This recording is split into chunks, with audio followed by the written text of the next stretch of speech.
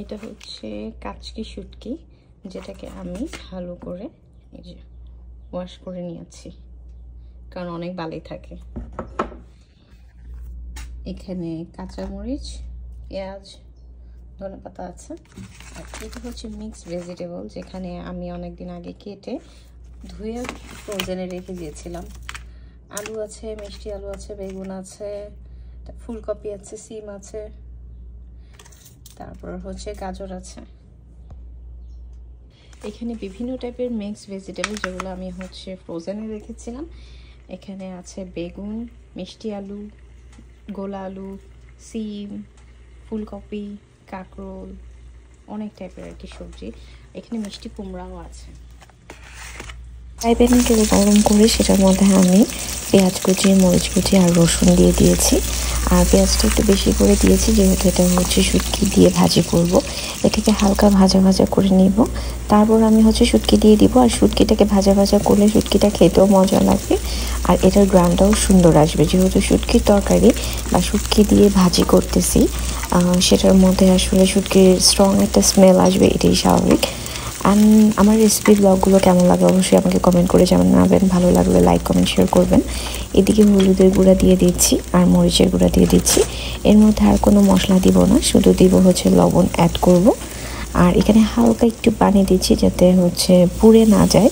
এখন মশলাটাকে হালকা একটু কষাবো।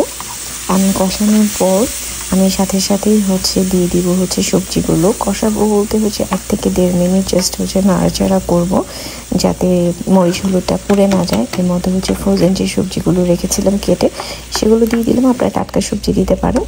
তারপর এগুলোকে ভালো করে মিক্স করব। মিক্স করে 2 মিনিটের মধ্যে ভেজে নিব। ভেজে আমি হচ্ছে ঢাকনাটা দিয়ে দিব। ঢাকনা দিয়ে দিব যতক্ষণ না হচ্ছে হালকা একটু মানে এটা সিদ্ধ হয়ে একটু পানি বের হয়। প্রথমে হচ্ছে ঢাকনা দিয়ে রেখেছি, এরপর দেখেন একটু একটু পানি বের হয়েছে সবজি থেকে, যেহেতু ঢাকনা দেওয়া ছিল।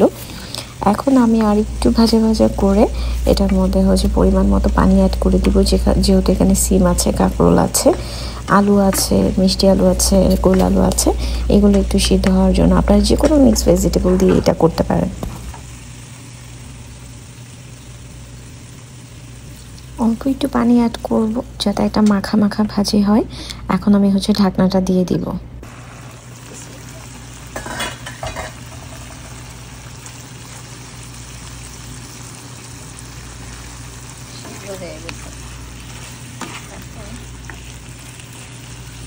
শুটকি দিয়ে যে রান্না করেছি, তো মাখা মাখা না রেখে ভাজা ভাজা করে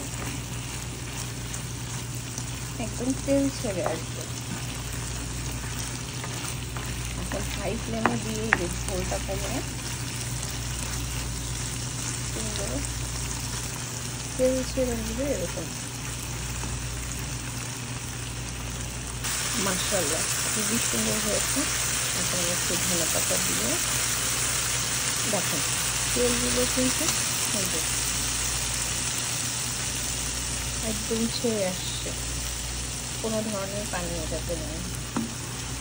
মাশাআল্লাহ, দেখতে খুবই সুন্দর।